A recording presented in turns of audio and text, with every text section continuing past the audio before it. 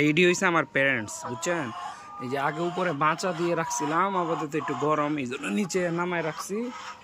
আর ওই পাশে ওই যে ডিমের সেট আপ করে দিছি, ওইখানে ডিম পারে আর কি। এই আর এই যে এইটি হয়েছে বেবি, এখানে 500-র মতো আছে। যদি আপনার বের হয়েছে, আবার 3 দিন পরে আবার 500 বের হবে। এইগুলো হচ্ছে আমার বেবি, অরিজিনাল টাইগার মুরগির বেবি। ওই জন্য প্যারেন্টসগুলো দেখাইলাম না, ওইটি বেবি।